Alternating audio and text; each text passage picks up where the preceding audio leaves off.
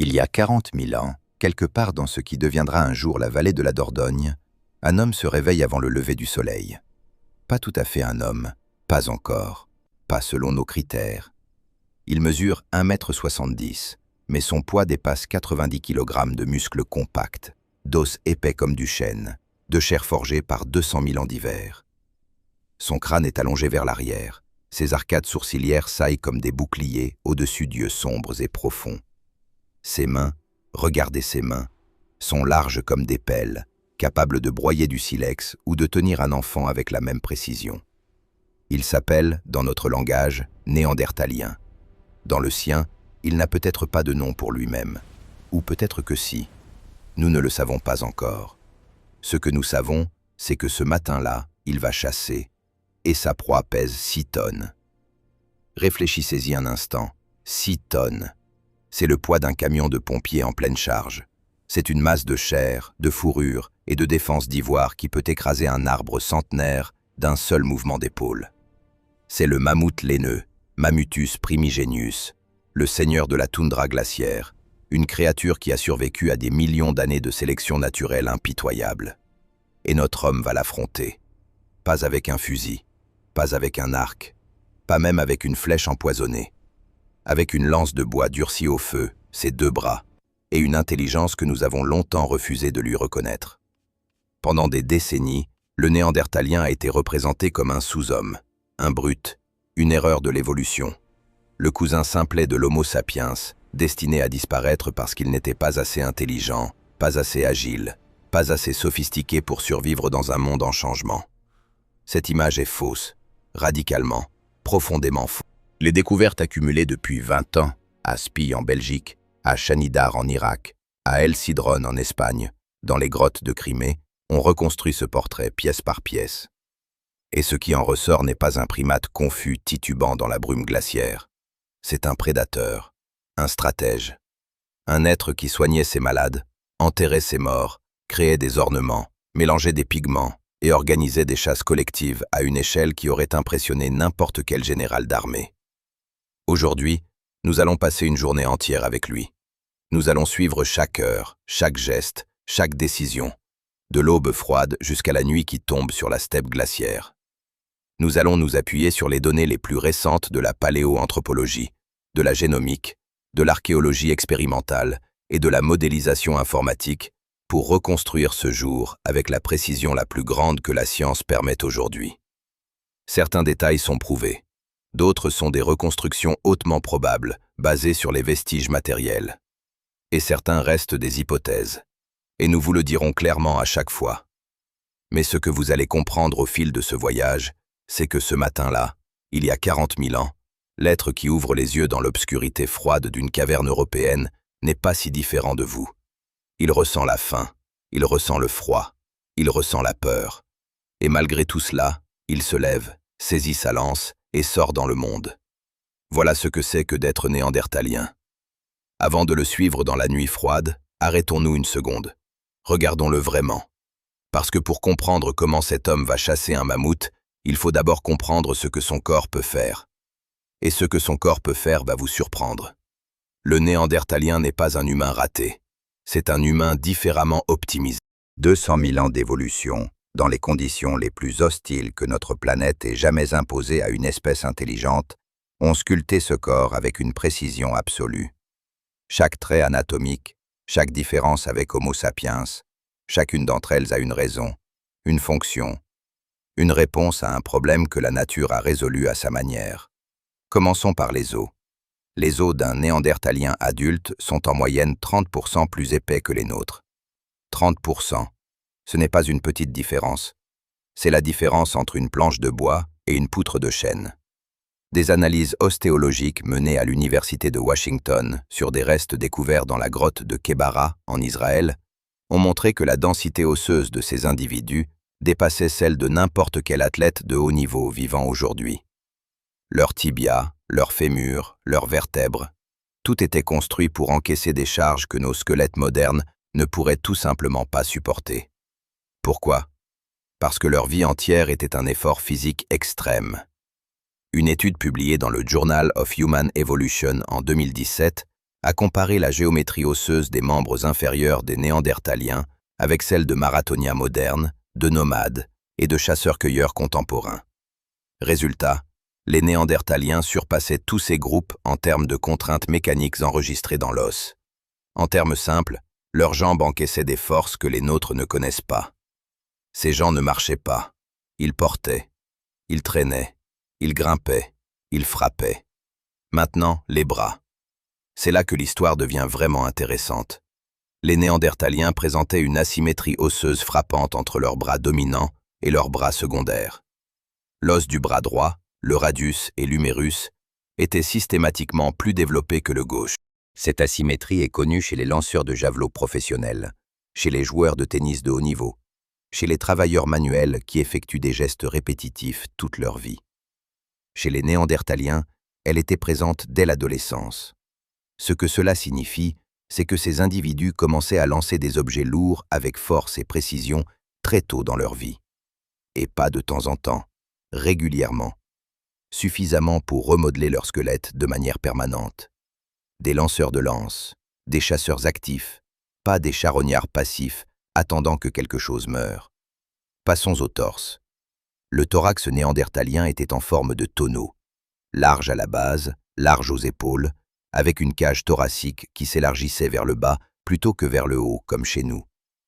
Pendant longtemps, on a pensé que c'était simplement une caractéristique primitive, une relique évolutive sans signification particulière. On a tort depuis. Des recherches récentes menées par Patricia Kramer à l'Université de Washington et publiées dans PLOS ONE ont montré que cette forme de thorax augmentait considérablement la capacité pulmonaire en position de travail intense, c'est-à-dire exactement dans la posture que l'on adopte quand on pousse, quand on soulève, quand on lutte corps à corps avec une proie. Autrement dit, le Néandertalien était capable de maintenir un effort musculaire intense pendant plus longtemps que nous dans ces positions précises. Son corps était une machine conçue pour le combat rapproché. Et maintenant, la partie que l'on n'enseigne toujours pas assez, le cerveau. Le cerveau néandertalien était en moyenne plus grand que le nôtre, pas légèrement, significativement. Le volume endocrânien moyen d'un néandertalien adulte se situe autour de 1500 à 1700 cm3. Le nôtre tourne autour de 1300 à 1400. Si le volume cérébral seul définissait l'intelligence, le néandertalien nous dépasserait. Évidemment, la question n'est pas aussi simple. La structure interne importait autant que le volume. Les lobes frontaux, associés à la planification, au langage, à la pensée abstraite, semblent avoir été proportionnellement moins développés chez eux que chez nous, au profit de lobes occipitaux et pariétaux plus larges, liés au traitement visuel, à la navigation spatiale et à la coordination motrice. Ce que cela suggère, et c'est une hypothèse largement partagée aujourd'hui dans la communauté paléoanthropologique, c'est un cerveau exceptionnellement doué pour lire le terrain, anticiper les mouvements d'une proie, percevoir les dangers dans l'environnement immédiat et coordonner des actions physiques complexes en temps réel. Un cerveau de chasseur. Pas moins intelligent que nous, différemment intelligent. Et cette intelligence, ce matin-là, il va en avoir besoin. Parce qu'il n'est pas seul dans sa caverne. Et la chasse qu'il va organiser n'est pas un acte individuel de folie suicidaire. C'est un plan élaboré, coordonné, et transmis de génération en génération depuis des millénaires. Et ce plan commence maintenant, dans le noir, avant même que le soleil ne touche l'horizon. Il est 4 heures du matin. Pas d'horloge, pas de calendrier. Mais son corps sait. Son corps a toujours su. La caverne est sombre comme de l'encre, mais pas silencieuse. Autour de lui, dans l'obscurité chaude et épaisse, une dizaine de corps respirent. Des enfants blottis contre des femmes. Des vieillards dont les articulations craquent dans le froid. Un adolescent qui gémit doucement dans son sommeil. L'odeur est dense, fourrure animale, cendres froides, graisse brûlée, corps humains qui partagent le même air depuis des semaines. C'est son monde, c'est sa famille. Et elle a faim. Les dernières grandes chasses remontent à plusieurs jours. Les réserves de viande séchée s'amenuisent. Les enfants ont moins mangé hier soir. Ça, il le sait sans qu'on le lui dise. Il l'a vu dans leurs yeux. Il se lève sans bruit. Ce geste seul, se lever sans réveiller les autres, nous dit quelque chose d'important. Il implique une conscience de l'autre, une attention à l'environnement social du groupe, une capacité à moduler son comportement en fonction des besoins collectifs. Ce n'est pas le comportement d'un animal, c'est le comportement d'un membre d'une communauté. Des analyses des foyers découverts dans la grotte de Bruniquel, dans le Tarn-et-Garonne, datées de 300 000 ans, ont montré que les Néandertaliens organisaient et entretenaient des espaces de vie distincts à l'intérieur des cavernes, zones de sommeil, zones de travail, zones de cuisson. Une organisation spatiale qui implique une planification, une communication et un sens du territoire partagé remarquablement sophistiqué. Ces gens n'habitaient pas leurs grottes par hasard, ils les aménageaient. Notre homme traverse la caverne à tâtons, mais avec assurance. Il connaît chaque irrégularité du sol, chaque pierre déplacée. Il s'arrête près du foyer central, où quelques braises rougeoient encore sous une couche de cendres. Il s'accroupit, souffle doucement. Une braise s'éveille. Une petite flamme naît. Il tient ses mains au-dessus, les yeux mi-clos. 30 secondes, pas plus. Il ne gaspille pas le bois. Le bois, dans cette steppe semi-aride, est une ressource précieuse. Des études archéobotaniques menées sur des sites néandertaliens d'Europe centrale ont montré que ces populations récoltaient et stockaient différentes essences de bois pour différents usages. Des bois durs pour les outils, des bois légers pour l'allumage rapide, des bois aromatiques dont les propriétés antiseptiques ou répulsives n'étaient peut-être pas ignorées d'eux. Ils connaissaient leur environnement végétal, profondément. Il se lève. Dans la lumière vacillante, on peut voir ce qu'il a fait hier soir avant de dormir. Ses lances sont appuyées contre la paroi rocheuse, au nombre de 3.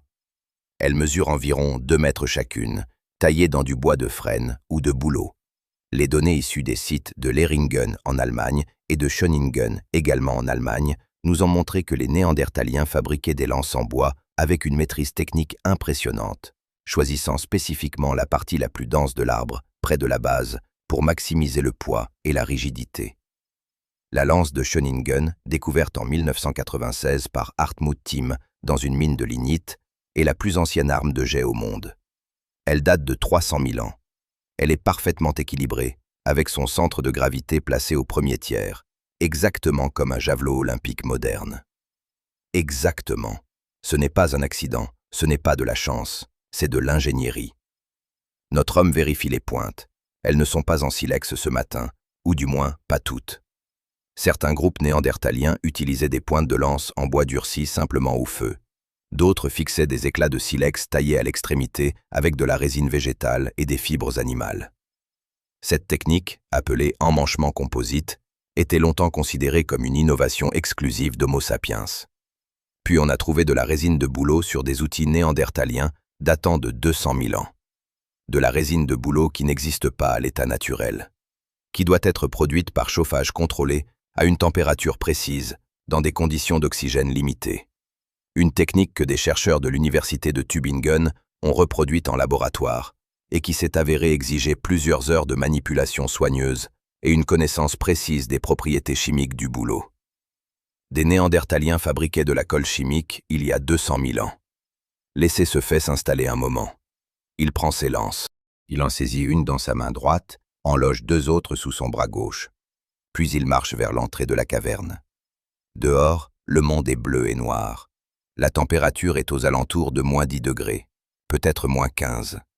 Le vent vient du nord-est, chargé de la laine des glaciers qui couvrent encore une grande partie de l'Europe du Nord.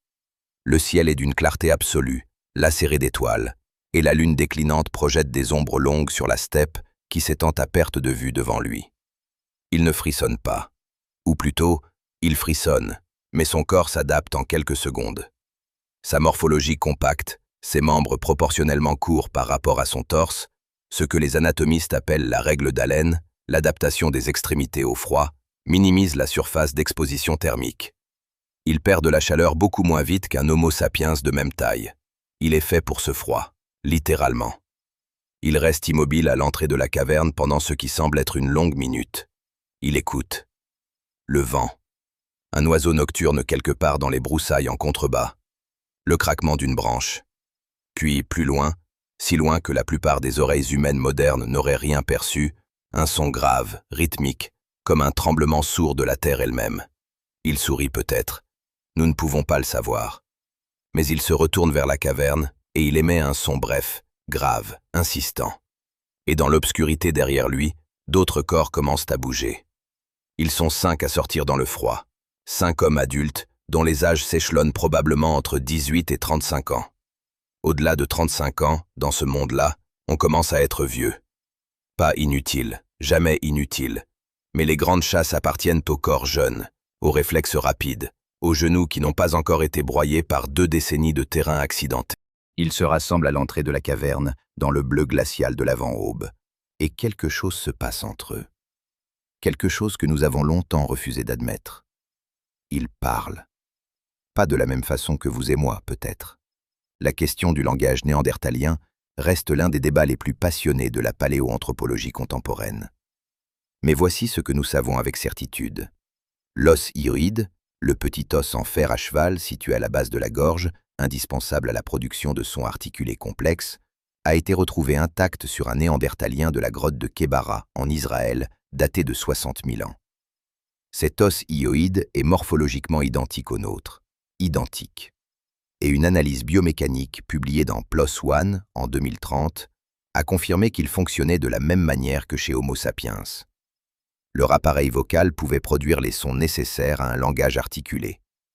Par ailleurs, le gène FOXP2, le gène dit du langage, celui dont les mutations chez l'humain moderne provoquent de graves troubles de la parole et de la grammaire, a été séquencé à partir d'ADN néandertalien extrait de restes découverts en Espagne. Résultat, leur version du gène FOXP2 est identique à la nôtre, identique. Ce n'est pas une preuve absolue qu'ils parlaient comme nous, mais c'est une preuve solide qu'ils en avaient les capacités biologiques fondamentales. Alors ce matin, dans le froid, ces 5 hommes communiquent. Peut-être avec des mots, peut-être avec des gestes amplifiés, des sons gutturaux codifiés, des regards qui portent un sens précis, le genre de communication qui se développe entre des individus qui se connaissent depuis l'enfance, qui ont chassé ensemble des centaines de fois, qui partagent d'une mémoire collective de chaque terrain, chaque rivière, chaque passage que le troupeau emprunte à cette saison. Notre homme, appelons-le le chasseur principal, faute d'un meilleur terme, s'accroupit dans la terre froide et trace quelque chose du doigt. Une ligne courbe, 2 points, une forme massive, une rivière, 2 arbres, un mammouth. Des traces de ce type de communication gestuelle et symbolique ont été retrouvées sous forme d'encoches et de tracés sur des os et des pierres dans de nombreux sites néandertaliens. La grotte de la Ferracie, en Dordogne, a livré des blocs calcaires couverts de cupules régulièrement espacées, datés de 70 000 ans. Leur signification exacte reste débattue. Mais leur existence prouve une chose. Ces individus utilisaient des systèmes de représentation abstraites pour encoder et transmettre de l'information. Ils cartographiaient, ils planifiaient, ils enseignaient. Le tracé dans la terre raconte le plan de chasse. Et ce plan, reconstitué par des archéologues expérimentaux de l'université de Leiden qui ont analysé la distribution spatiale des sites de boucherie néandertaliens en Europe centrale, révèle une sophistication tactique qui a profondément surpris la communauté scientifique quand les premières études ont été publiées dans les années 2010. Les Néandertaliens ne couraient pas après le mammouth. Ils l'attendaient là où il devait passer. Ils connaissaient les couloirs de migration, les points d'eau, les passages entre les collines où le terrain forçait les grands troupeaux à se resserrer, à ralentir, à devenir vulnérables. Cette connaissance n'était pas intuitive, elle était transmise, accumulée sur des générations. Une carte mentale collective du territoire, mise à jour saison après saison, enrichie par chaque chasse réussie et par chaque échec cuisant.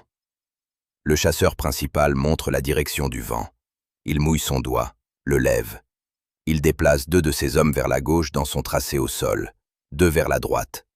Il se place lui-même au centre, une formation en arc.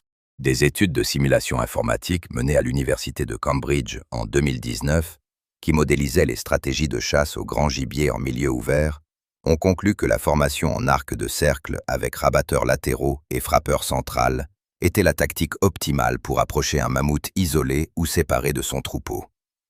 Elle maximise la surface de harcèlement tout en minimisant l'exposition individuelle à la charge de l'animal.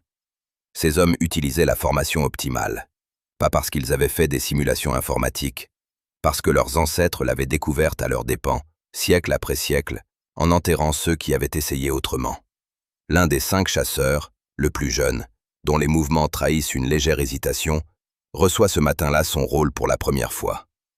On le voit dans sa façon de tenir sa lance, dans la façon dont il regarde les autres pour ajuster sa posture à la leur. C'est peut-être sa première grande chasse, ou sa deuxième. L'apprentissage de la chasse néandertalienne n'était pas instinctif, il était culturel. Des analyses des microtraces d'usure sur les outils lithiques retrouvés dans des sépultures néandertaliennes d'adolescents, notamment à l'Aquina en Charente, ont montré que ces jeunes individus utilisaient des outils depuis l'enfance, dans des gestes de plus en plus complexes à mesure qu'ils grandissaient. Une progression pédagogique, un curriculum. Ces enfants étaient formés, entraînés, préparés. Le conseil de chasse se termine en moins de 5 minutes. Chacun sait ce qu'il doit faire. Chacun connaît sa position, son rôle, le signal qui déclenchera l'attaque. Ils n'ont pas besoin d'en dire davantage. Ce plan, ils l'ont répété dans leurs gestes depuis l'enfance. Ils se lèvent, ils se regardent une dernière fois, et ils disparaissent dans le noir, dans 5 directions différentes, sans un bruit. Le soleil n'est pas encore levé. Et quelque part dans la plaine, à moins de 3 kilomètres de là, un mammouth mâle solitaire broute lentement dans l'obscurité, sans savoir que 5 esprits humains viennent de tracer le plan de sa mort. 3 kilomètres, dans le froid de la steppe glaciaire, à travers des herbes hautes comme des roseaux, sur un sol durci par le gel qui craque à chaque pas. 3 kilomètres, c'est une éternité si on les parcourt mal. Il les parcourt parfaitement. Le premier enseignement de toute grande chasse, celui que les enfants néandertaliens apprenaient avant même de tenir une lance, c'était celui-là. Disparaître. Pas se cacher derrière un arbre, pas s'immobiliser. Disparaître au sens profond du terme, effacer sa présence de l'environnement, devenir une partie du paysage, ne plus exister en tant que prédateur dans la perception de la proie. Le mammouth laineux avait une vue médiocre. Ses petits yeux, enfoncés sous une masse de fourrure et d'os frontal épais, ne distinguaient pas les détails à longue distance. Mais son odorat était d'une précision redoutable, comparable à celui d'un éléphant moderne, capable de détecter une odeur humaine à plusieurs centaines de mètres selon la direction du vent. Et ses oreilles, sous leur couverture de poils épais, captaient les vibrations basses que le sol transmettait à travers ses pattes massives. Il sentait le danger avant de le voir. Il entendait la peur avant de l'apercevoir. Nos 5 chasseurs le savaient. Le vent soufflait du nord-est. Ils approchaient donc par le nord-est, laissant le vent emporter leurs odeurs dans le dos du mammouth et non vers lui. Chaque pas était posé avec soin, talon d'abord, puis transfert lent du poids vers la plante du pied, évitant les branches sèches, les plaques de glace qui résonnent, les pierres instables. Une démarche qui n'est pas naturelle, qui s'apprend, qui s'intègre dans les muscles et les réflexes après des années de pratique. Des études d'empreintes fossilisées retrouvées dans des sites moustériens, la culture lithique associée aux néandertaliens, ont révélé que ces individus modifiaient leur démarche de manière significative en fonction du substrat sous leurs pieds. Sur sol meuble, ils élargissaient leur base d'appui. Sur sol dur, ils raccourcissaient leur foulée.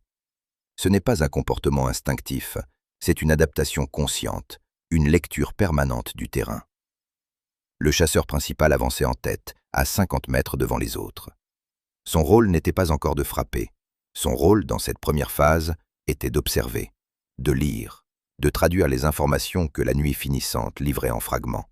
Une masse sombre qui se déplaçait lentement à contre-jour de l'horizon, une haleine de vapeur qui montait dans l'air froid, le son sourd de dents broyant des herbes gelées. Le mammouth était là, un mâle adulte selon toute vraisemblance. Les troupeaux de femelles et de jeunes restaient groupés, protégés par leur propre hiérarchie sociale sophistiquée. Les vieux mâles, eux, vivaient souvent en solitaire ou en petits groupes de 2 ou 3, chassés à la périphérie du troupeau par les rivalités de la saison des amours. Plus vulnérables, plus imprévisibles aussi. Celui-ci était seul.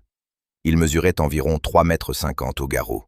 Ses défenses, 2 courbes d'ivoire d'un blanc jaunâtre, longues de près de 3 mètres chacune, décrivaient des arcs qui se croisaient devant lui quand il baissait la tête pour brouter.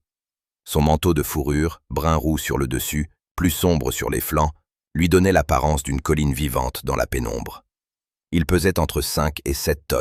Des reconstructions biologiques basées sur les proportions osseuses de spécimens retrouvés dans le permafrost sibérien, notamment Lyuba, la femelle de mammouth découverte en 2007 sur les rives du fleuve Ob par un éleveur de rennes nommé Yuri Koudi, et dont la conservation était si parfaite qu'on pouvait encore analyser le contenu de son estomac, nous permettent aujourd'hui de reconstituer la physiologie de ces animaux avec une précision remarquable. Un mammouth adulte consommait entre 180 et 250 kg de végétation par jour. Il passait jusqu'à 18 heures sur 24 à se nourrir. Cela signifiait qu'il se déplaçait lentement, de manière prévisible, suivant les mêmes couloirs herbeux d'une saison à l'autre. Cela signifiait que ces moments de vigilance maximale alternaient avec de longues périodes d'attention relâchée, focalisées sur la nourriture. Les chasseurs le savaient, ou plutôt, leurs ancêtres l'avaient appris et eux l'avaient hérité. Le chasseur principal s'immobilisa derrière un bouquet de saules nains, à environ 150 mètres de l'animal. Il attendit. Dans l'obscurité à sa gauche, il savait que 2 de ses hommes prenaient position en arc, progressant centimètre par centimètre dans les herbes hautes. À sa droite, les 2 autres faisaient de même. Le mouvement était si lent, si fragmenté, si intégré dans les oscillations naturelles de la végétation sous le vent, que le mammouth ne pouvait pas le distinguer du reste de l'environnement. Cette technique, l'approche par dissolution dans l'environnement, est documentée chez plusieurs populations de chasseurs-cueilleurs contemporains, notamment les San du Kalahari et les Hadza de Tanzanie. Des anthropologues de l'Université d'Utah, qui ont étudié ces groupes dans les années 2010, ont décrit un état particulier que les chasseurs expérimentés décrivent eux-mêmes comme une forme de fusion perceptive avec le terrain. Un état de concentration extrême dans lequel la conscience de soi s'efface derrière la lecture permanente de l'environnement. Peut-être que notre chasseur ressentait quelque chose de similaire. Peut-être que dans ces minutes d'approche lente, quelque chose dans son cerveau, ses vastes lobes pariétaux et occipitaux si bien développés, fonctionnait à une fréquence que nos cerveaux modernes, saturés de stimuli artificiels, ont en grande partie perdue. Le ciel commençait à pâlir à l'est. Une bande de lumière grise, très mince, s'étendait au ras de l'horizon, transformant les silhouettes de la steppe en découpage sombre sur un fond de nacre froide. Les étoiles disparaissaient une à une. Le mammouth leva la tête, pas vers eux, vers l'est, vers cette lumière naissante qui changeait quelque chose dans l'air, dans les odeurs, dans les sons de la nuit finissante. 30 secondes d'immobilité absolue de la part des 5 chasseurs. 30 secondes pendant lesquelles chacun d'eux retint peut-être son souffle, contracta ses muscles, sentit son cœur battre contre ses côtes épaisses comme des douves de tonneaux. Puis le mammouth baissa à nouveau la tête vers les herbes. Et le chasseur principal bougea. Un geste infime. Sa main droite se leva lentement, poing fermé. Le signal. Prenez position, nous y sommes presque.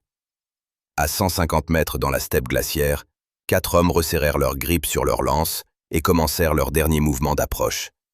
L'aube se levait sur le monde du Pléistocène. Et la chasse allait vraiment commencer. 100 mètres. C'est la distance à laquelle tout bascule. En dessous de 100 mètres, le mammouth peut charger avant que les chasseurs n'aient le temps de réagir.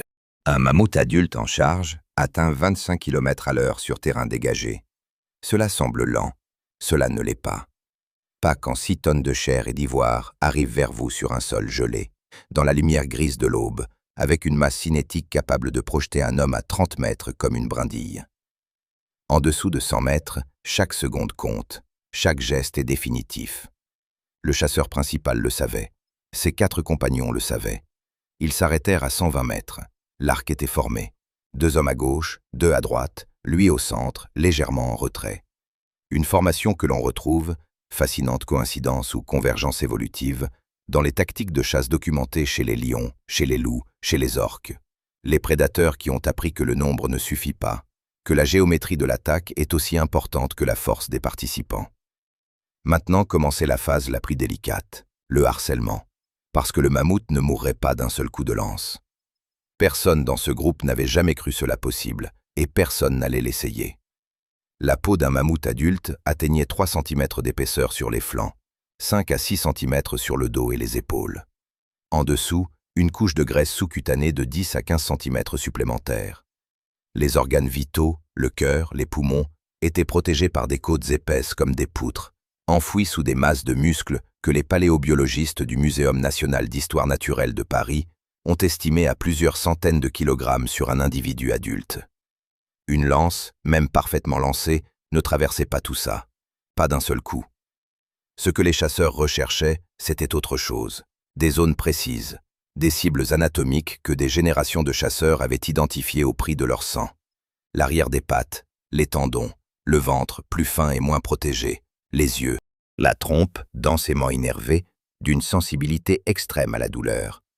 Pas tuer d'un coup, affaiblir, ralentir, déséquilibrer. L'homme le plus à gauche se leva le premier. Il sortit des herbes debout, visible, et cria. Ce cri, un son bref, aigu, délibérément surprenant, déclencha la réaction exacte qu'ils attendaient. Le mammouth se retourna brusquement vers la gauche, ses défenses décrivant un arc horizontal dévastateur dans l'air froid. Un arc qui aurait tué instantanément n'importe quel chasseur assez stupide pour se trouver à portée. Mais le chasseur de gauche n'était pas à portée. Il était déjà en train de reculer, absorbant l'attention de l'animal, lui offrant une cible visible et mobile. Pendant ce temps, à droite, les deux autres s'approchaient. Ils couraient maintenant, pas vers la tête, pas vers les défenses, mais vers l'arrière droit de l'animal, vers les tendons du jarret, la zone où la patte arrière pliait sous le poids colossal de la bête.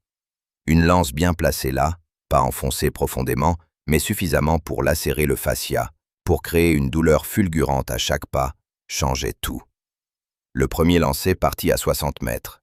Une lance de 2 mètres, lancée avec tout le poids du corps dans le mouvement, le bras droit accompagné d'une rotation complète du torse, exactement le mouvement que les analyses ostéologiques de l'asymétrie osseuse néandertalienne avaient prédit.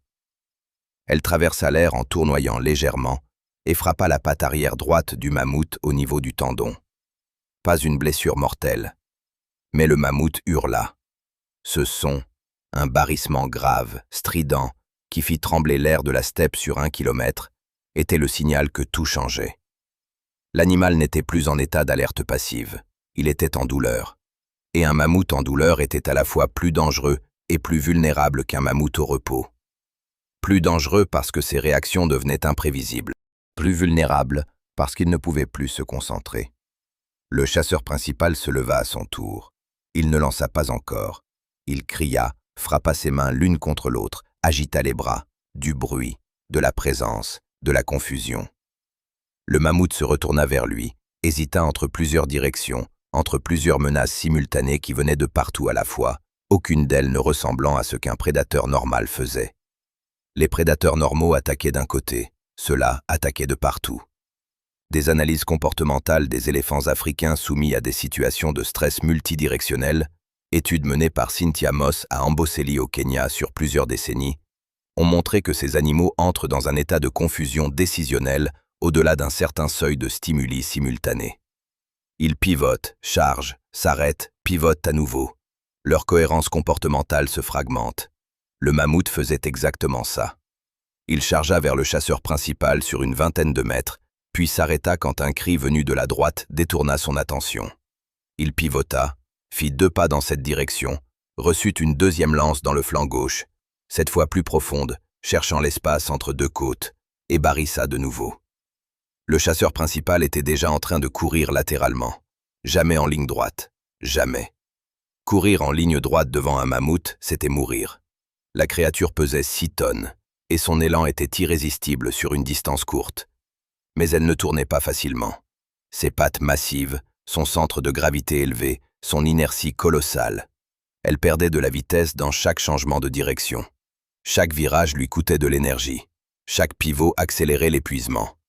Les chasseurs couraient en zigzag, en cercle, en spirale désordonnée qui forçait l'animal à constamment se repositionner. Ils l'épuisaient. Cette stratégie, que les archéologues appellent chasse à l'endurance assistée par harcèlement, est aujourd'hui bien documentée dans le corpus de la paléoanthropologie. Une étude publiée dans Current Anthropology en 2021, analysant les distributions spatiales des ossements de mammouth sur des sites de boucherie néandertaliens en Europe centrale et orientale, a conclu que la majorité des abattages avaient eu lieu dans des zones topographiques spécifiques, pentes douces, berges de rivières, zones marécageuses en bordure de prairies, qui ralentissaient les proies et facilitaient précisément ce type d'épuisement dirigé. Ils choisissaient le terrain, ils conduisaient leurs proies vers l'endroit qui les avantageait.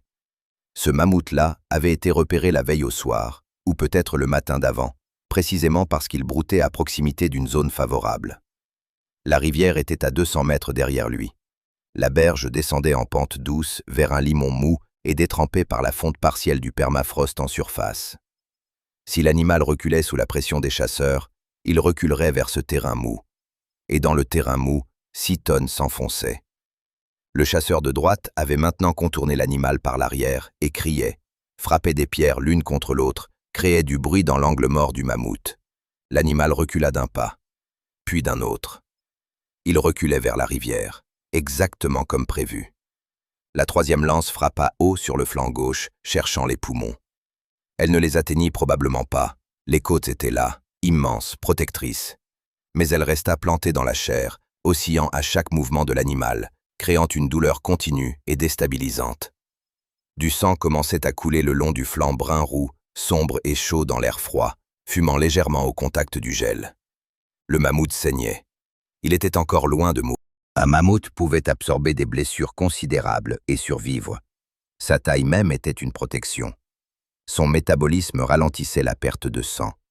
Ses réserves d'énergie dans la graisse lui permettaient de soutenir un effort intense pendant un temps surprenamment long. Mais il était en train de perdre. Pas de sang, pas encore.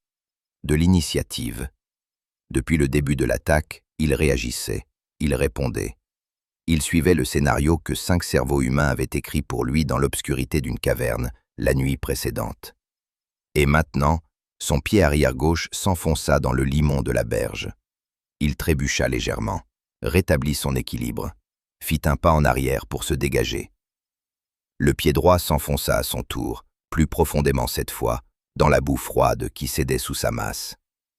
Le chasseur principal vit cela, et il n'attendit plus. Il courut vers l'avant, vers la tête de l'animal, tenant sa dernière lance à 2 mains, cherchant l'angle, cherchant la trajectoire entre le mouvement de la tête et le balancement des défenses, cherchant la fraction de seconde pendant laquelle la trompe était remontée et le cou exposé. Cette fraction de seconde arriva. Il lança. La lance entra par le côté du cou, juste derrière l'oreille. Pas assez profondément pour atteindre la colonne vertébrale. Pas assez pour tuer net. Mais assez pour sectionner quelque chose d'important. Un faisceau musculaire, peut-être un réseau vasculaire majeur. Parce que le mammouth s'effondra sur ses pattes avant, avec un son qui ressembla moins à un cri qu'à un effondrement de bâtiment. Le sol trembla. Pas métaphoriquement, littéralement. Une onde de choc se propagea dans la terre gelée sur un rayon de plusieurs dizaines de mètres, perceptible dans les pieds, dans les tibias, dans les genoux de chacun des 5 chasseurs.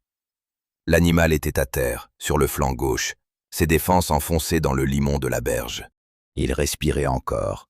On voyait sa cage thoracique se soulever et s'abaisser en mouvements amples et irréguliers, chacun accompagné d'un son rauque et humide. Du sang coulait maintenant abondamment dans la boue, noir dans la lumière du petit matin, se mélangeant à l'eau froide de la berge. Il était mourant, pas mort. Les chasseurs ne s'approchèrent pas immédiatement. C'est un détail qui peut surprendre, un détail qui révèle une compréhension extraordinairement précise du comportement animal. Un mammouth à terre restait dangereux. Ses pattes continuaient à frapper, ses défenses à décrire des arcs incontrôlés dans l'espace autour de sa tête. Un homme qui s'approchait trop tôt pouvait être écrasé, embroché, projeté par un dernier réflexe musculaire aussi puissant dans la mort que dans la vie. Ils attendirent. Debout en demi-cercle à 10 mètres de l'animal, hors de portée des défenses, haletants, leur souffle formant de petits nuages de vapeur dans l'air glacial, ils regardèrent le mammouth mourir. Combien de temps? Difficile à dire avec certitude. Des études vétérinaires sur l'agonie d'éléphants africains blessés en conditions naturelles suggèrent que la mort peut prendre de quelques minutes à plus d'une demi-heure, selon la nature et la localisation des blessures. Pour notre mammouth, avec 3 lances dans le corps dont une dans le cou, la perte de sang était massive. La pression artérielle chutait. Les membres cessèrent de frapper après quelques minutes. La respiration devint plus lente, plus profonde, puis irrégulière, puis s'arrêta. Le chasseur principal s'approcha le premier. Il posa sa main sur le flanc de l'animal encore chaud. Un geste qui dura quelques secondes. Nous ne pouvons pas savoir ce qu'il ressentit en cet instant. Nous ne pouvons pas savoir s'il existait dans son esprit quelque chose qui ressemblait à de la gratitude, à du respect, à une forme de conscience du sacrifice qui venait de se produire. Mais nous savons une chose, les Néandertaliens n'étaient pas indifférents à la mort. Les sépultures néandertaliennes et leur existence même a été contestée pendant des décennies avant d'être finalement acceptée par la communauté scientifique, témoignent d'une relation avec la mort qui dépasse le simple abandon du corps. À la chapelle aux Saints, en Corrèze, un vieillard néandertalien aux articulations ravagées par l'arthrose avait été déposé dans une dépression naturelle du sol, en position contractée et recouvert de terre. À Shanidar, en Irak, des analyses polyniques controversées de Ralph Solecki, publiées dans les années 1960, avaient suggéré la présence de fleurs déposées sur le corps. Une interprétation depuis remise en question, mais jamais totalement réfutée. Ces individus pensaient à la mort. Ils la ritualisaient peut-être. Ce geste de la main posée sur le flanc du mammouth, nous l'imaginons bien sûr, mais il n'est pas improbable. Puis vint le travail. Et quel travail! Dépecer un mammouth adulte est une entreprise d'une ampleur difficile à concevoir pour un esprit moderne. La peau seule pesait plusieurs centaines de kilogrammes. En dessous, les couches de graisse sous-cutanée, une ressource extraordinairement précieuse dans un monde où les calories étaient une question de survie, pouvaient représenter plusieurs centaines de kilogrammes supplémentaires. La viande, les organes, les tendons, les os. Un mammouth adulte représentait potentiellement plusieurs tonnes de ressources utilisables. Plusieurs tonnes.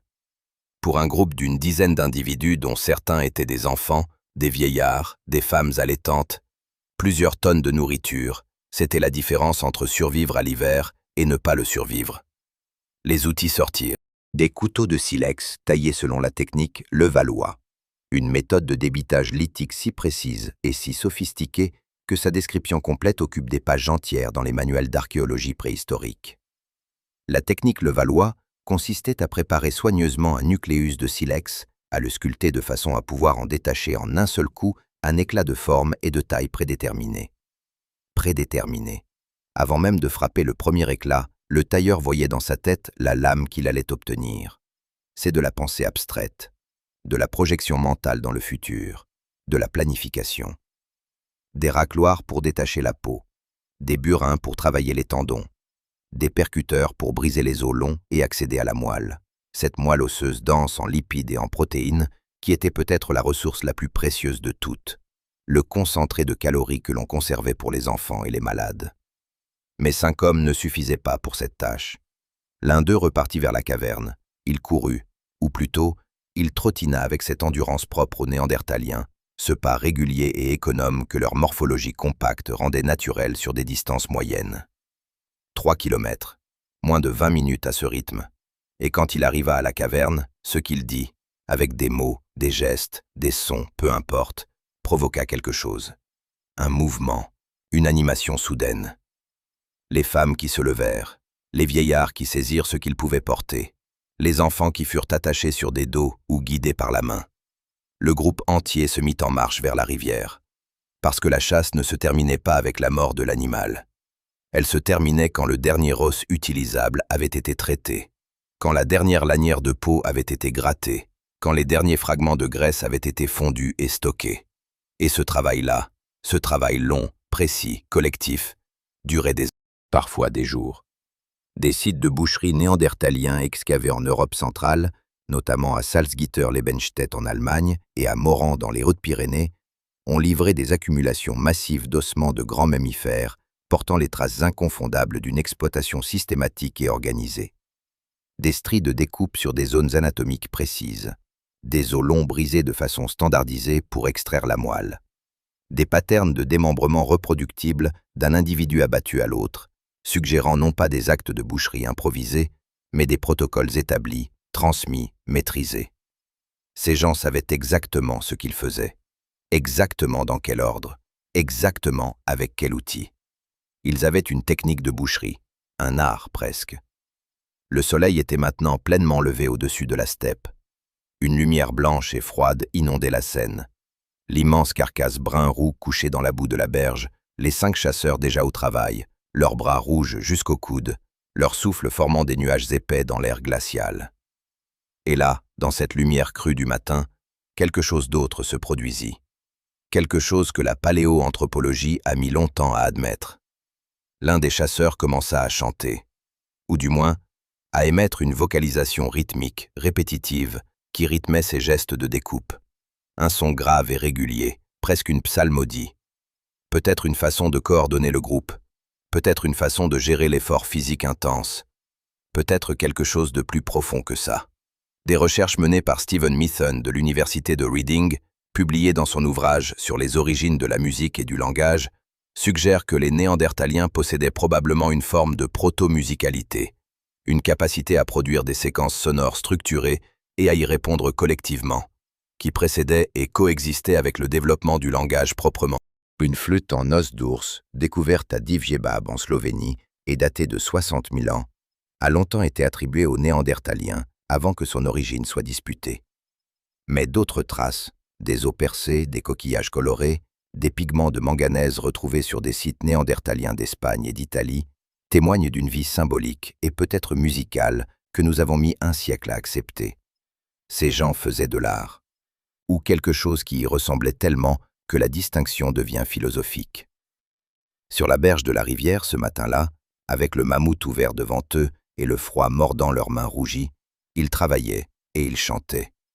Et quand le groupe entier arriva, femmes, enfants, vieillards, la scène qui se déroulait sur cette berge glaciaire ressemblait à quelque chose que nous reconnaissons. Une communauté au travail, ensemble. Pour les mêmes raisons que toutes les communautés humaines ont toujours travaillé ensemble. Pour survivre, pour se nourrir, pour se réchauffer, pour que les enfants qui regardaient, les yeux écarquillés devant la taille incompréhensible de la bête abattue, vivent assez longtemps pour apprendre à faire de même. Arrêtons-nous un instant sur la berge de cette rivière. Regardons ce qui se passe vraiment. Parce que ce que nous voyons ici n'est pas seulement une scène de survie primitive, c'est une fenêtre ouverte sur une intelligence que nous avons refusé de reconnaître pendant presque un siècle. Et pour comprendre pleinement qui était cet homme qui vient d'abattre un mammouth, il faut aller au-delà de la chasse. Il faut regarder ce qu'il fait de sa proie, comment il la mange, comment il la pense, comment il pense, tout court. Commençons par la nourriture. La question de l'alimentation néandertalienne a connu une révolution complète au cours des 20 dernières années. Pendant longtemps, l'image dominante était celle d'un charognard opportuniste, vaguement carnivore, incapable de planifier sa subsistance au-delà du lendemain. Cette image est aujourd'hui démantelée par des données convergentes issues de disciplines très différentes. La première révolution est venue des os eux-mêmes. L'analyse des isotopes stables, et en particulier le rapport entre l'azote 15 et l'azote 14 dans le collagène osseux, permet de reconstituer avec une précision remarquable la position d'un individu dans la chaîne alimentaire. Plus un animal consomme de protéines animales, plus son ratio d'azote 15 est élevé. Des analyses menées sur des ossements néandertaliens de Belgique, de France, de Croatie et d'Espagne ont systématiquement placé ces individus au sommet absolu de la chaîne alimentaire de leur époque, au-dessus des lions des cavernes, au-dessus des hyènes, au-dessus de n'importe quel autre prédateur contemporain. Ils mangeaient plus de viande que n'importe quel autre carnivore de leur environnement. Mais, et c'est là que l'histoire se complique, ils ne mangeaient pas que de la viande. Des analyses de tartre dentaire, ce dépôt calcifié qui se forme sur les dents et emprisonne des micro-restes organiques comme dans une capsule temporelle, ont révélé des images beaucoup plus nuancées. Une étude publiée dans Nature en 2019, menée par une équipe internationale dirigée par Laura Weyrich de l'Université d'Adélaïde, a analysé le tartre dentaire de 5 néandertaliens découverts dans la grotte d'El Cidrón en Espagne. Les résultats étaient stupéfiants. Leurs dents contenaient des traces de champignons, de mousse, de graines de pin, de racines et d'écorce. Pas de viande du tout dans certains échantillons. Ces individus particuliers suivaient un régime presque entièrement végétal au moment de leur mort. Peut-être parce qu'ils vivaient dans une zone forestière moins propice à la grande chasse. Peut-être parce que la saison ne s'y prêtait pas. Peut-être par choix. Mais le détail le plus extraordinaire de cette étude n'était pas là. Dans le tartre de l'un des individus, les chercheurs ont trouvé des traces de peuplier, une plante qui contient de l'acide salicylique, le composé actif de l'aspirine. Et à côté, des traces de moisissure Penicillium, le genre de champignon dont Alexander Fleming extraira la pénicilline en 1928. Cet individu était malade. Ses os portaient les traces d'un abcès dentaire sévère. et ils consommaient un analgésique naturel associé à un antibiotique naturel. Était-ce intentionnel? Savaient-ils ce qu'ils faisaient? Nous ne pouvons pas l'affirmer avec certitude absolue. Mais voici ce que nous pouvons dire. Ils consommaient précisément les substances qui auraient pu atténuer sa douleur et combattre son infection. Et cette consommation était assez régulière pour laisser des traces dans son tartre dentaire. La médecine néandertalienne. Ce n'est plus une hypothèse marginale. C'est une direction de recherche sérieuse, soutenue par des données analytiques publiées dans les meilleures revues scientifiques mondiales. Revenons à notre berge. Le mammouth est ouvert maintenant. Les femmes et les vieillards travaillent aux côtés des chasseurs, chacun avec son rôle précis dans la chaîne de traitement. Les organes sont prélevés en premier. Foie, cœur, reins, consommés rapidement, parfois crus, parce qu'ils se conservent moins bien que la viande musculaire et parce qu'ils représentent une concentration extraordinaire de nutriments essentiels. Des vitamines, du fer, des acides gras complexes. La graisse sous-cutanée est découpée en blocs et stockée dans des contenants fabriqués à partir de la peau de l'animal elle-même, retournée et ligaturée. Cette graisse était une ressource de première importance. Dans un environnement où les températures hivernales plongeaient régulièrement en dessous de -20 degrés, le corps humain avait besoin d'un apport calorique que les seules protéines maigres ne pouvaient pas fournir. La graisse était l'énergie de survie. La graisse était la vie. Les Néandertaliens le savaient. Leur exploitation des carcasses le montre clairement. Ils ciblaient systématiquement les os les plus riches en moelle, les zones les plus grasses de l'animal, avec une précision qui suggère une connaissance nutritionnelle approfondie, transmise culturellement. Et les os eux-mêmes n'étaient pas abandonnés. Les os longs, fémur, tibia, humérus, étaient brisés de façon standardisée, pas fracassés au hasard, brisés selon des angles précis, avec des percuteurs de forme spécifique, pour ouvrir les cavités médulaires sans les contaminer de fragments osseux. La moelle extraite était d'une densité nutritive exceptionnelle. Des lipides complexes, des protéines, des minéraux essentiels dans une forme hautement assimilable. Mais les os avaient une autre valeur. Ils devenaient des outils, des aiguilles grossières, des poinçons, des lissoirs pour travailler les peaux, des fragments utilisés comme support de pigments. La frontière entre nourriture et matériaux n'existait pas pour ces gens. Chaque partie de l'animal était une ressource potentielle, et cette ressource était exploitée jusqu'au bout. Les peaux, elles, méritent une attention particulière. Dans un froid de -15 degrés, une peau bien préparée était la différence entre la vie et la mort. Et la préparation des peaux est un processus long, technique, qui exige de la patience, des outils adaptés et un savoir-faire transmis par l'observation et la pratique. Des racloirs néandertaliens, des outils lithiques à bord courbe, caractéristiques de la culture moustérienne, portent des traces d'usure microscopiques qui correspondent précisément aux gestes de grattage de peau animale. Des centaines d'heures d'utilisation enregistrées dans la géométrie de leurs bords tranchants. Ces gens passaient un temps considérable à travailler les peaux, pas occasionnellement, régulièrement, systématiquement. Et les peaux qu'ils produisaient, nous ne savons pas exactement à quel niveau de sophistication, cousaient-ils, assemblaient-ils des pièces? Des traces indirectes suggèrent que oui. Des poinçons osseux retrouvés sur certains sites néandertaliens ont une morphologie cohérente avec le travail de perforation de cuir en vue d'un assemblage. Ils fabriquaient peut-être des vêtements assemblés. Pas de simples peaux jetées sur les épaules, des vêtements. Maintenant, pendant que le groupe travaille sur la carcasse, observons quelque chose d'autre. Quelque chose de plus difficile à quantifier, mais tout aussi révélateur. Les interactions sociales.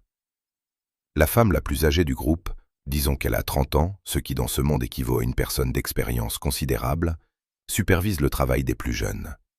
Elle corrige un geste ici, réoriente un effort là. Son autorité n'est pas imposée par la force, elle est acceptée naturellement, reconnaissable dans la façon dont les autres s'écartent légèrement pour lui faire de la place, dans la façon dont ils guettent son approbation d'un regard rapide. Une hiérarchie sociale non violente, une transmission du savoir intergénérationnel. Un réseau de relations complexes qui structure le travail collectif. Ce n'est pas de l'instinct, c'est de la culture. Et les enfants, regardez les enfants. Ils ne sont pas à l'écart, passifs et effrayés. Ils sont là, au milieu, avec des outils à leur taille, des éclats de silex plus petits, des os moins encombrants, imitant les gestes des adultes, essayant, se trompant, recommençant. Apprenant par observation directe et participation progressive. Ce modèle d'apprentissage, immersion, imitation, participation guidée, est exactement celui que les anthropologues du développement comme Michael Tomasello de l'Institut Max Planck ont identifié comme la base de la transmission culturelle cumulative chez Homo sapiens. La capacité à apprendre des autres, à construire sur ce que les autres ont appris, à accumuler du savoir plutôt que de le réinventer à chaque génération. Les Néandertaliens le faisaient aussi. La preuve en est dans la stabilité temporelle de leur culture matérielle. La technique moustérienne de taille de silex est restée remarquablement cohérente sur plus de 150 000 ans, et sur un territoire s'étendant de l'Atlantique à l'Asie centrale. Une stabilité qui n'est possible que si le savoir se transmet fidèlement de génération en génération. Si les enfants apprennent réellement de leurs parents, si la culture s'accumule. Certains chercheurs ont interprété cette stabilité comme un manque d'innovation. Ces gens n'auraient pas évolué, n'auraient pas créé de nouveau. Mais d'autres, dont Francesco De Rico de l'Université de Bordeaux, ont proposé une lecture radicalement différente. La stabilité moustérienne n'est pas le signe d'une absence de créativité, c'est le signe d'une maîtrise, d'un système qui fonctionnait si bien qu'il n'avait pas besoin d'être changé. L'optimum technique maintenu par une transmission culturelle fidèle.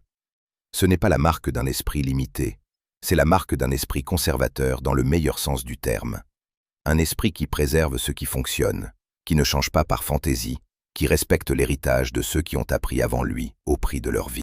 Le soleil avait maintenant atteint sa hauteur maximale dans le ciel d'hiver. Pas très haut, une lumière oblique et dorée qui rasait la steppe sans vraiment la réchauffer. Il était peut-être midi, peut-être 1h de l'après-midi. Le travail sur la carcasse était à mi-chemin.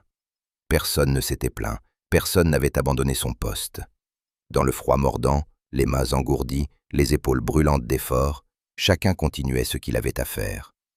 Parce qu'ils savaient tous ce que signifiait cet animal étendu dans la boue de la berge. Les semaines qui suivaient, la chaleur d'un foyer alimenté par la graisse et les os, les enfants qui dormiraient avec le ventre plein, les vieillards qui passeraient l'hiver. Ce mammouth ne nourrissait pas seulement des corps, il nourrissait l'avenir du groupe. Et cet homme qui avait lancé la dernière lance, qui avait couru en zigzag devant 6 tonnes de fureur glaciaire, qui avait passé sa main sur le flanc encore chaud de l'animal mort, cet homme le savait mieux que quiconque. Parce que lui aussi avait été un enfant qui regardait, les yeux écarquillés, pendant que les adultes faisaient exactement ce qu'ils venaient de faire. Et maintenant c'était lui l'adulte. C'était lui qui portait le groupe sur ses épaules larges et solides comme des poutres de chêne. Et cette responsabilité-là, cette responsabilité précise, concrète, lourde comme les os de son propre squelette, n'est pas si différente de ce que ressent n'importe quel être humain qui a jamais eu une famille à nourrir. Le soleil commence à descendre. En hiver, à ces latitudes, la lumière est une ressource rare. Elle arrive tard, elle part tôt, et dans l'intervalle, elle ne donne jamais vraiment chaud. Dès 3h de l'après-midi, les ombres s'allongent sur la steppe, le froid redouble, et le ciel prend cette teinte de métal froid qui annonce la nuit. La nuit, dans ce monde-là, n'est pas une métaphore. C'est un danger réel, concret, avec des... Les prédateurs nocturnes de la steppe pléistocène n'avaient rien à envier aux créatures des pires cauchemars. Le lion des cavernes, Panthera leo spelea, mesurait jusqu'à 2,50 m du museau à la queue et pesait entre 250 et 350 kg. Plus grand que n'importe quel lion africain vivant aujourd'hui, plus lourd, probablement plus rapide sur courte distance. La hyène des cavernes, Crocuta crocuta spelea, chassait en meute pouvant dépasser 20 individus et était capable de broyer des os de mammouth avec ses mâchoires. L'ours des cavernes, Ursus speleus, atteignait 1000 kg et partageait souvent les mêmes abris rocheux que les Néandertaliens, dans une cohabitation tendue et dangereuse. Ces animaux sentaient le sang à des kilomètres, et depuis des heures, le sang coulait sur la berge de la rivière. Le groupe le savait. Ils avaient travaillé vite, efficacement, avec cette urgence silencieuse qui n'avait pas besoin d'être exprimée, parce qu'elle était dans chaque regard, dans chaque geste accéléré quand les ombres commençaient à s'allonger. Mais ils ne pouvaient pas tout emporter. Un mammouth adulte représentait plusieurs tonnes de ressources. Un groupe d'une dizaine d'individus, même en faisant des voyages, ne pouvait transporter qu'une fraction de cette masse jusqu'à la caverne. Alors ils avaient fait des choix délibérés, hiérarchisés, qui reflétaient une connaissance nutritionnelle précise. La graisse d'abord. Toujours la graisse. Transportée dans des contenants de peau, lourdes, précieuses, irremplaçables. Puis la viande des zones les plus riches, les cuisses, les épaules, les flancs. Découpée en lanières longues et fines, d'une épaisseur standardisée qui favorisait le séchage rapide.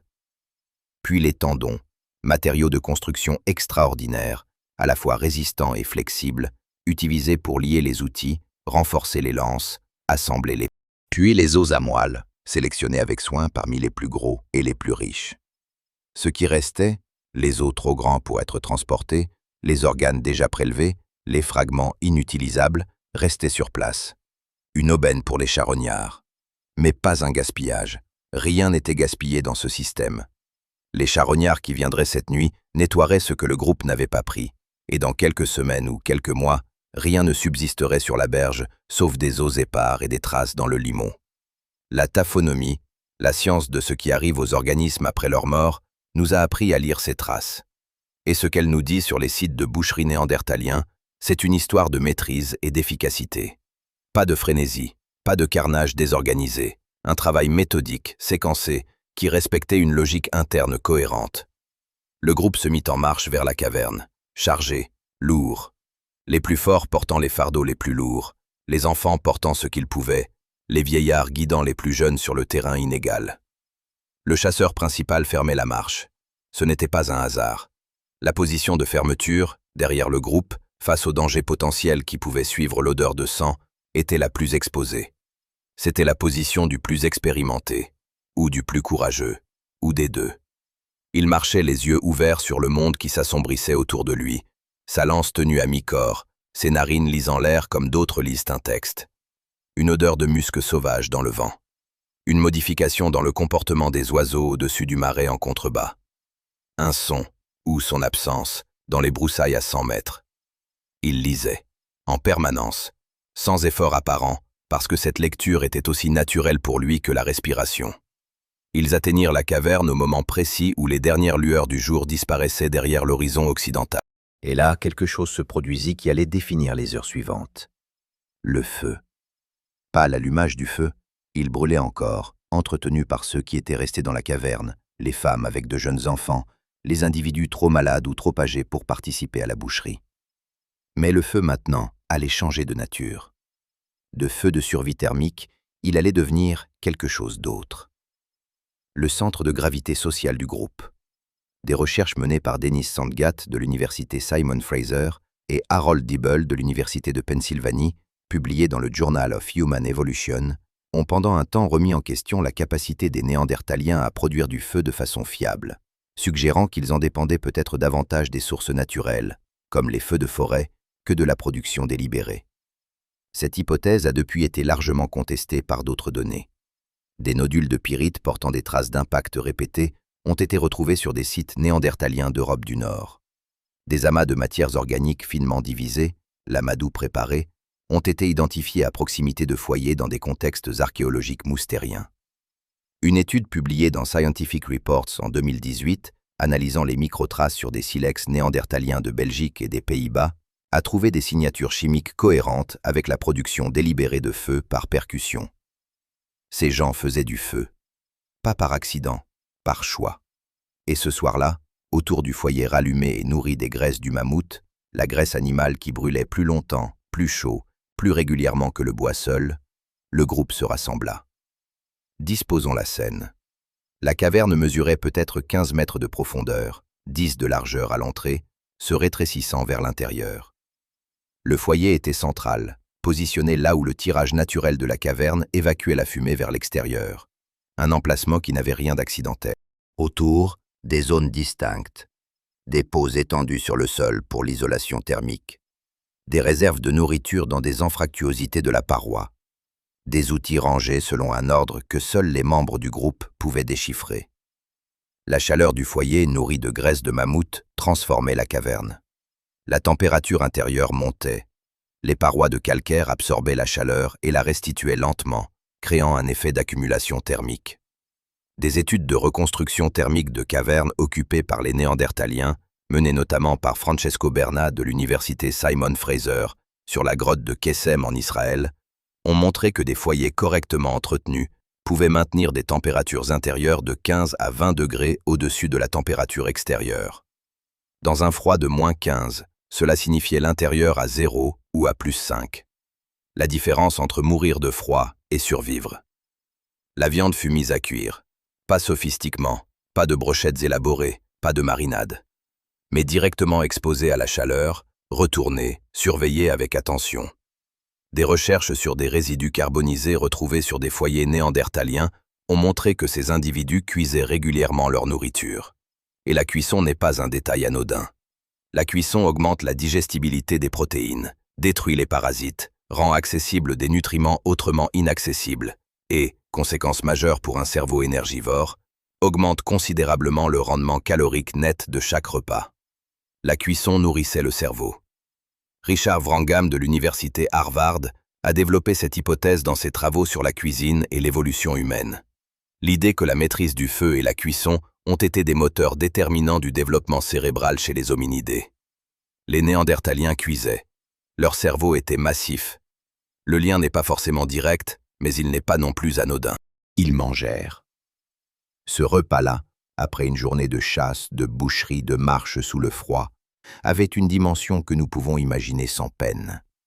La faim satisfaite après un effort extrême produit une réponse neurochimique précise et puissante. Une libération de dopamine, un relâchement de la tension musculaire, une chaleur qui se répand depuis le centre du corps vers les extrémités. Il connaissait ce sentiment. Il l'avait peut-être attendu depuis plusieurs jours. Et autour du feu, pendant que la viande cuisait et que la graisse crépitait, quelque chose d'autre se passa. Ils se parlèrent, ou se communiquèrent, dans cette langue que nous ne pouvons pas entendre, avec ces sons et ces gestes que nous ne pouvons pas déchiffrer. Mais les structures sociales de la communication étaient là, visibles dans la façon dont certains parlaient et d'autres écoutaient, dans les réactions d'approbation ou de désaccord, dans les rires peut-être. Oui, les rires. Nous ne pouvons pas prouver que les Néandertaliens riaient, mais nous pouvons noter que toutes les espèces de grands singes produisent une vocalisation fonctionnellement équivalente au rire humain dans des contextes de jeu et de détente sociale, et que les Néandertaliens avaient l'appareil vocal pour produire n'importe quel son que nous pouvons produire. Ce soir-là, après la chasse, autour d'un feu nourri de graisse de mammouth, dans une caverne chaude et odorante, il est difficile d'imaginer qu'il n'y avait aucune légèreté, aucune détente, aucun moment de relâchement collectif. Ce serait nier quelque chose de fondamentalement vivant dans ces êtres. Les enfants mangeaient avec les adultes, pas séparément, pas après, ensemble. Une pratique qui a des implications sociales profondes sur la construction du lien de groupe, sur la transmission des normes comportementales, sur l'intégration des plus jeunes dans la communauté. Le vieillard aux articulations ravagées, celui dont nous avions parlé, dont les blessures osseuses anciennes montraient des signes de guérison qui n'auraient pas été possibles sans soins prolongés, ce vieillard mangeait aussi, nourri par les autres, maintenu en vie par la communauté malgré son incapacité à chasser, à courir, peut-être même à marcher loin. Ce détail-là est peut-être le plus révélateur de tous. Nourrir un être qui ne peut pas contribuer directement à la survie du groupe, c'est un acte qui dépasse la biologie. C'est de l'altruisme. C'est une décision qui implique de valoriser un individu au-delà de sa capacité productive immédiate. Pourquoi garder en vie un vieillard infirme? Parce qu'il savait des choses. Parce qu'il avait vécu des hivers que les autres n'avaient pas vus. Parce que dans sa mémoire résidait peut-être la connaissance d'un passage, d'une source d'eau, d'un comportement de troupeau observé lors d'une sécheresse survenue il y a 20 ans. Parce que son expérience était une ressource collective irremplaçable. Parce qu'il était des leurs. C'est cela, la culture. C'est cela, la société. Et cette nuit-là, dans la caverne chauffée par la graisse d'un mammouth abattu à l'aube, entourée par les siens, la communauté néandertalienne faisait exactement ce que toutes les communautés humaines ont toujours fait. Elle se racontait sa propre histoire. Peut-être que le chasseur principal, avec des sons, des gestes, le mime de la charge et de l'esquive, racontait la chasse du matin. Peut-être que les autres réagissaient, commentaient, complétaient. Peut-être que les enfants écoutaient, les yeux brillants dans la lumière du feu, gravant dans leur mémoire les détails de cette histoire, Et peut-être que dans ces récits répétés, soir après soir, année après année, dans cette transmission orale de l'expérience collective, se trouvait quelque chose qui ressemblait à ce que nous appelons une tradition. Une culture vivante, une identité partagée. Le feu brûlait. Dehors, dans le froid absolu de la steppe, les prédateurs nocturnes rôdaient. Le lion des cavernes peut-être, attiré par l'odeur de viande et de sang qui imprégnait maintenant la nuit sur des kilomètres. Les hyènes dans les broussailles en contrebas. Mais la caverne était sûre, chaude, pleine de vie. Et lentement, un à un, les membres du groupe s'endormirent. Les enfants d'abord, glissant dans le sommeil avec cette facilité des très jeunes que rien ne retient dans la veille quand leur corps est repu et chaud. Puis les femmes, puis les vieillards, et finalement les chasseurs, ces 5 corps compacts aux os épais et aux muscles durcis par une vie entière de terrain. Le dernier à fermer les yeux fut peut-être le chasseur principal. Il resta allongé un moment dans le noir, les yeux ouverts sur le plafond de calcaire que les dernières braises du foyer éclairaient de reflets orangés et mouvants. Peut-être qu'il pensait à demain. Peut-être qu'il ne pensait à rien du tout. Peut-être qu'il écoutait les respirations autour de lui. Ce chœur de souffle régulier qui signifiait que tout le monde était là, que tout le monde était vivant, que ce jour s'était bien passé. Ce jour s'était bien passé. La steppe glaciaire était silencieuse, et quelque part sur la berge d'une rivière, dans le froid et l'obscurité, les restes d'un mammouth continuaient de nourrir le monde qui n'avait pas été là pour la chasse. Il y a 40 000 ans, quelque chose commença à changer. Pas brusquement, pas en un jour, ni en une génération.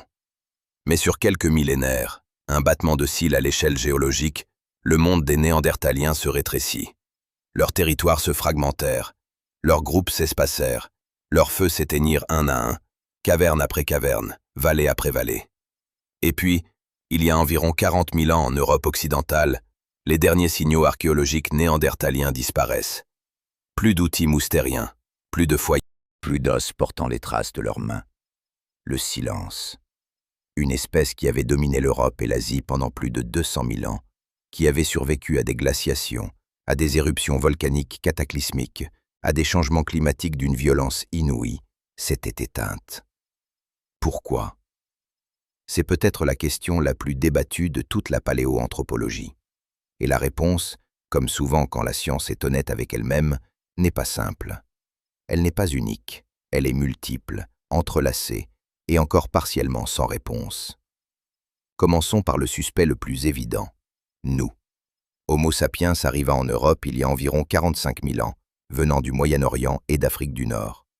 Il apportait avec lui une culture matérielle différente, le paléolithique supérieur, avec ses lames plus fines, ses outils en os et en ivoire, ses parures, ses peintures rupestres. Et il apportait quelque chose d'autre, de plus difficile à quantifier, mais potentiellement décisif. Des réseaux. Des études sur la distribution des matières premières lithiques dans les sites du Paléolithique supérieur ont montré que les Homo sapiens échangeaient des matériaux sur des distances pouvant dépasser 500 km. Des coquillages méditerranéens retrouvés dans des sites de l'Europe centrale. Du silex de sources précises circulant sur des territoires immenses. Des objets symboliques, perles, pendentifs, figurines, dont les styles se retrouvent sur des zones géographiques extraordinairement étendues. Ces gens étaient connectés à d'autres groupes, à d'autres régions, à d'autres sources de ressources et d'informations. Leur réseau social dépassait largement les frontières du groupe immédiat. Les Néandertaliens, eux, semblaient fonctionner dans des territoires plus restreints. Leurs matières premières venaient rarement de plus de 50 à 100 km. Leurs échanges symboliques, s'ils existaient à grande échelle, ne laissent pas les mêmes traces dans le registre archéologique. Est-ce que cela signifie qu'ils étaient socialement inférieurs? Non. Cela signifie peut-être qu'ils avaient développé un modèle différent, plus autonome, plus localisé, parfaitement adapté à leur environnement depuis des millénaires. Mais un modèle qui, face à la pression d'une espèce fortement connectée et capable de mobiliser des ressources sur des distances immenses, présentait des vulnérabilités nouvelles. Maintenant, parlons de la guerre. Le scénario du génocide, Homo sapiens exterminant systématiquement les Néandertaliens, a longtemps été populaire. Il est aujourd'hui considéré comme hautement improbable par la majorité des chercheurs. Non pas parce que les humains modernes étaient pacifiques, ils ne l'étaient certainement pas, mais parce que les données archéologiques ne soutiennent pas un conflit armé généralisé. Il n'existe pas de site de massacre néandertalien. Pas d'accumulation d'ossements portant des traces de violence de masse. Pas de fortification, pas de champ de bataille. Ce qui existait probablement, c'était une compétition, silencieuse, diffuse, écologique plutôt que militaire. La compétition pour les mêmes ressources, les mêmes grottes, les mêmes territoires de chasse, les mêmes couloirs de migration des grands herbivores. Dans un monde où les ressources étaient déjà sous pression climatique, l'arrivée d'un compétiteur supplémentaire, même sans violence directe, pouvait suffire à déséquilibrer des populations déjà fragiles. Les populations néandertaliennes n'étaient jamais très denses. Des modélisations démographiques publiées dans PLOS ONE en 2015, basées sur des données génétiques et archéologiques, estiment que la population totale néandertalienne en Europe n'a peut-être jamais dépassé 50 000 à 70 000 individus à son pic, répartis sur un territoire s'étendant de l'Atlantique à l'Oural. C'est extraordinairement peu. Pour une population aussi faible, répartie en petits groupes isolés sur un territoire immense, chaque pression supplémentaire, climatique, écologique, épidémique, compétitive, avait un poids disproportionné. Une mauvaise saison de chasse pouvait décimer un groupe. Une maladie introduite par de nouveaux arrivants, contre laquelle les Néandertaliens n'avaient aucune immunité acquise, pouvait anéantir une communauté entière en quelques semaines. La question des maladies est précisément l'une des hypothèses les plus sérieuses aujourd'hui. Homo sapiens venait d'Afrique et du Moyen-Orient, des environnements à forte densité de pathogènes, où des millénaires de cohabitation avec un réservoir microbien diversifié avaient forgé des systèmes immunitaires différents. Quand ces populations rencontrèrent les Néandertaliens, isolés, peu nombreux, avec une diversité génétique déjà réduite par des goulots d'étranglement démographiques répétés, l'introduction de nouveaux pathogènes put avoir des effets dévastateurs. C'est exactement ce qui s'est produit lors de la rencontre entre les Européens et les populations amérindiennes au XVIe siècle. Pas de guerre nécessaire, pas d'extermination délibérée, des maladies introduites contre lesquelles une population n'avait aucune défense immunitaire, suffisant à réduire certaines populations de 90% en quelques générations.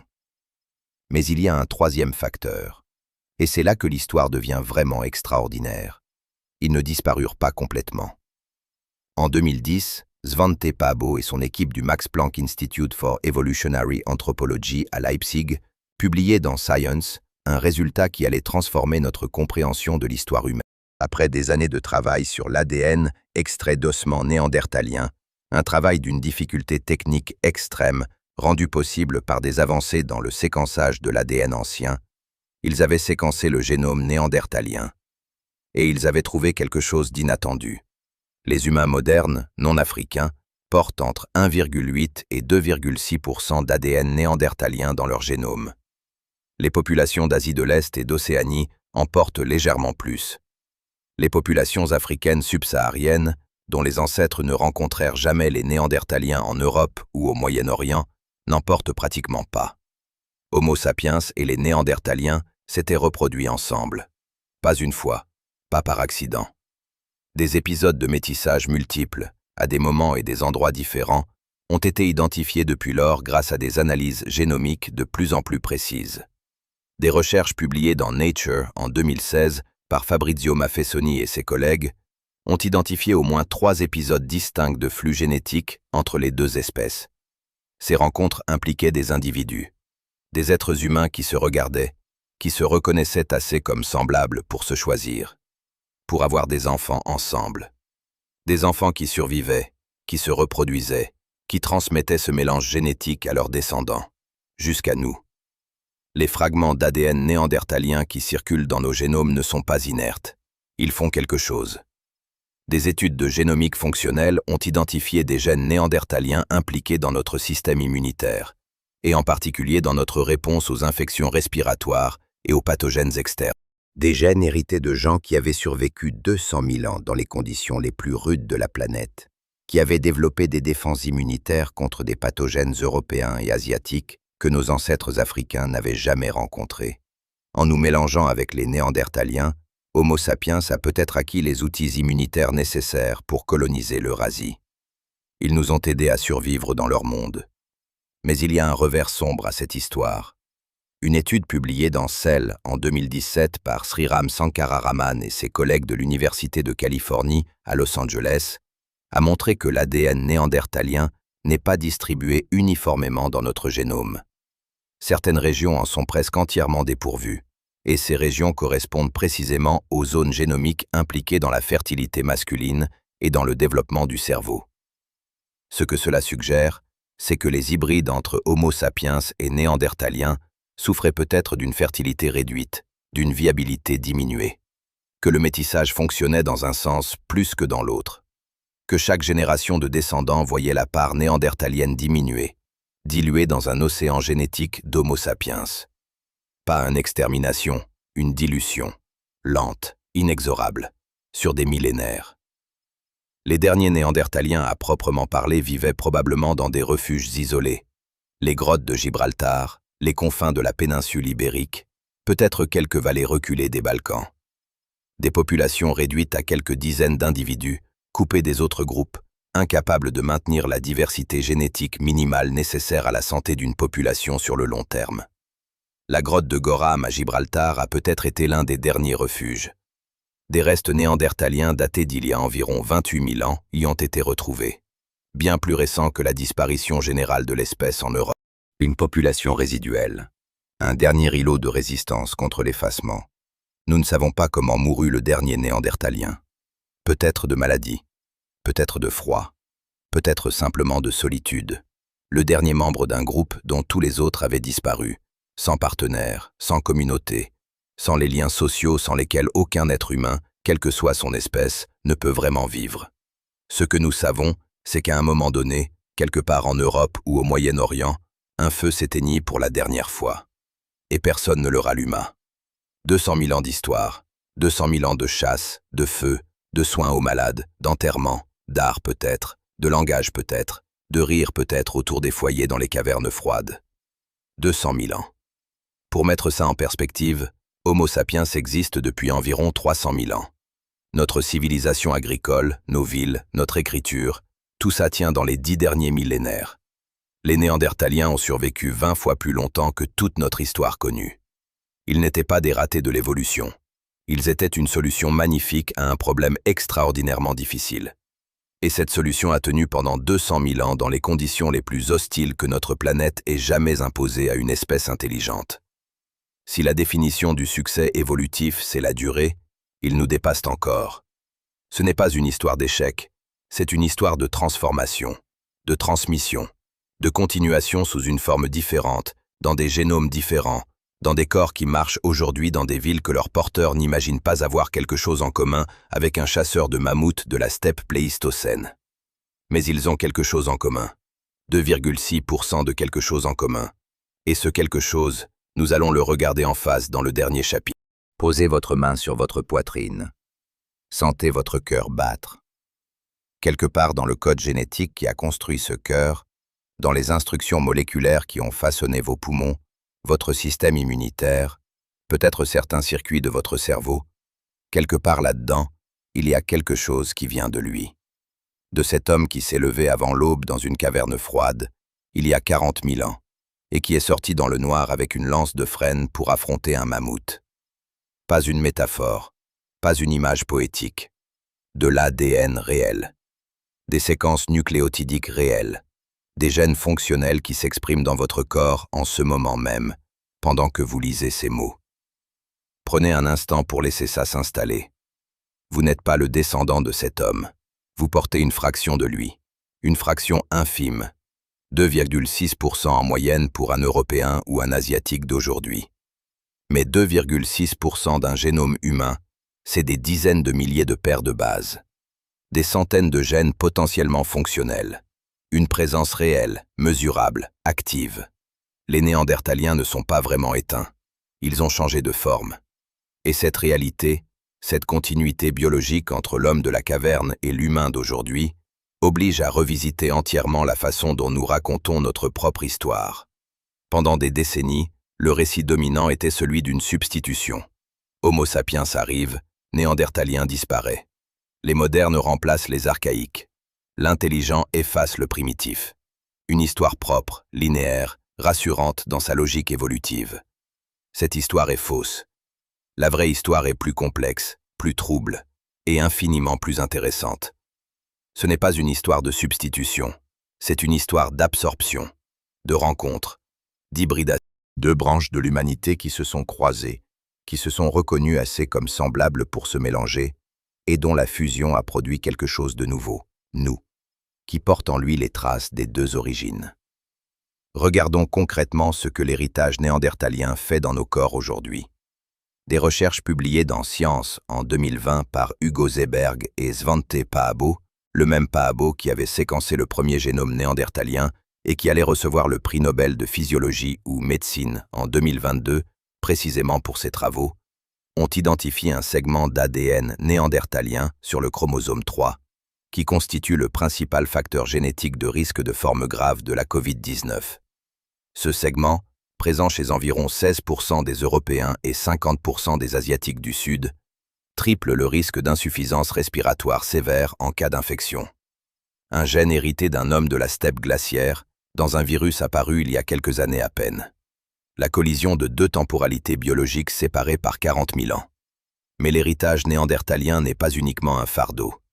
D'autres fragments de leur génome dans le nôtre sont associés à une meilleure résistance à certains virus, à une réponse immunitaire plus robuste contre des pathogènes spécifiques, à une meilleure tolérance au froid.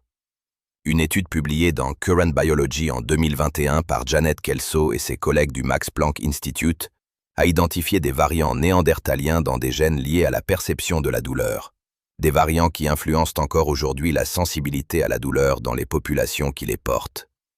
Ces hommes avaient un seuil de douleur différent du nôtre, et une fraction de ce seuil circule encore dans nos nerfs.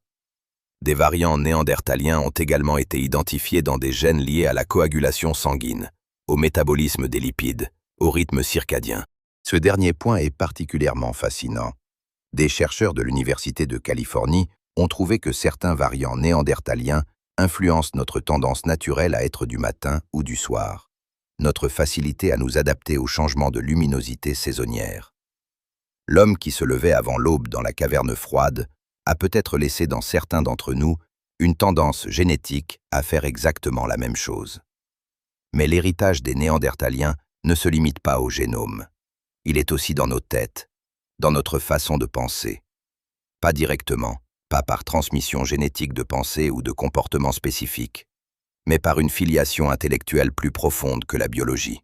Parce que les néandertaliens ont démontré quelque chose d'essentiel sur ce qu'est l'intelligence. Ils ont démontré qu'il n'existe pas une seule façon d'être intelligent. Pendant un siècle, nous avons mesuré leur intelligence à l'aune de la nôtre.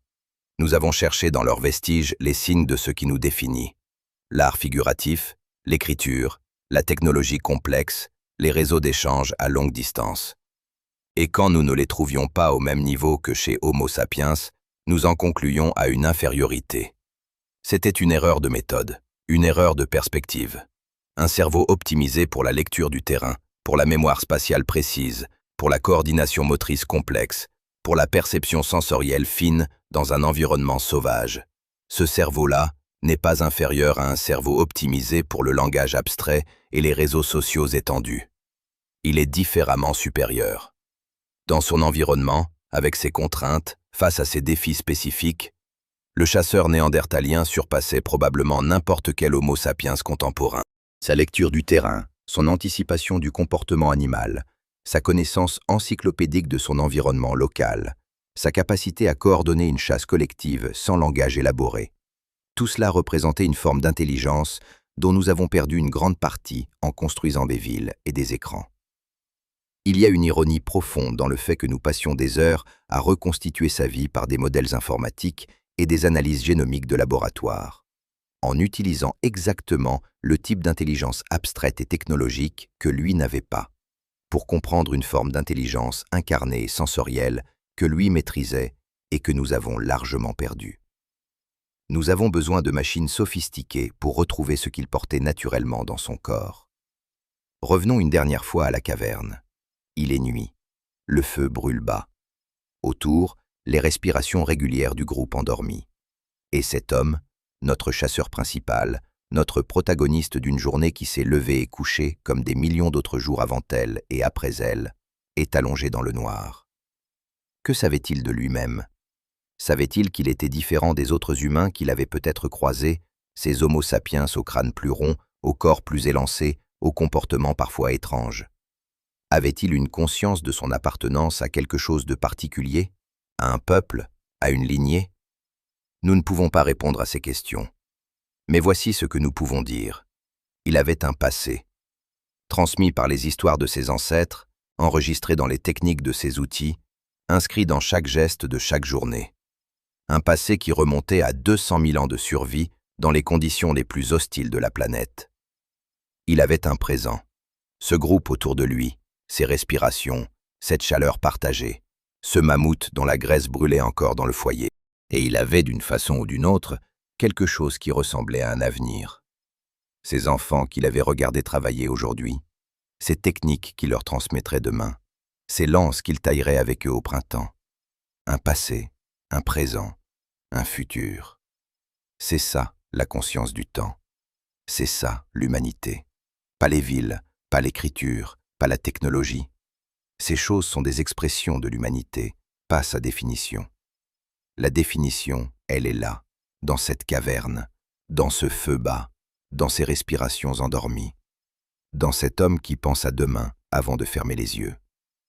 Aujourd'hui, les restes de son peuple sont dispersés dans une centaine de musées à travers le monde. Au Musée de l'Homme à Paris, au Smithsonian Institution de Washington, au Musée Renan de Bonn, au Musée national d'archéologie de Madrid. Des os jaunis sous des vitrines éclairées, avec des étiquettes imprimées et des panneaux explicatifs. Des os qui ont porté de la chair, qui ont ressenti la douleur, qui ont couru dans la neige, qui ont tenu des lances et des enfants. Svante Pääbo, dans son discours de réception du prix Nobel en 2022, a dit quelque chose de simple et de bouleversant. Il a dit que ce qui l'avait poussé toute sa carrière à étudier les Néandertaliens, c'était une question fondamentale. Qu'est-ce qui nous rend humains? Et que chaque avancée dans la compréhension de leur génome, de leur vie, de leurs pensées, avait rendu cette question plus complexe, plus nuancée, plus difficile à répondre. Parce que plus on les comprend, moins la frontière entre eux et nous semble absolue. Il reste des questions ouvertes, énormément de questions.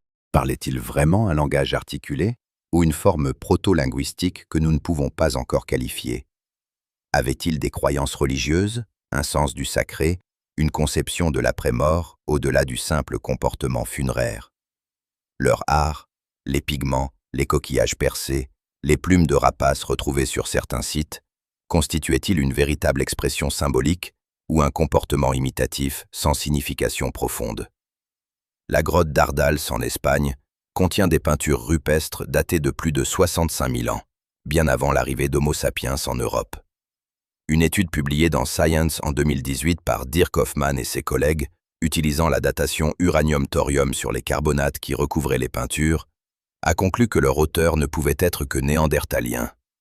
Des néandertaliens qui peignaient dans des grottes, qui choisissaient des stalactites particulières pour y appliquer de l'ocre rouge, qui descendaient dans les profondeurs de la terre, là où la lumière du soleil n'arrivait jamais, pour créer des formes que personne d'autre ne verrait peut-être jamais.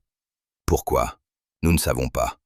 Et cette question simple et vertigineuse, dit peut-être plus sur leur humanité que n'importe quelle analyse isotopique ou séquence génomique.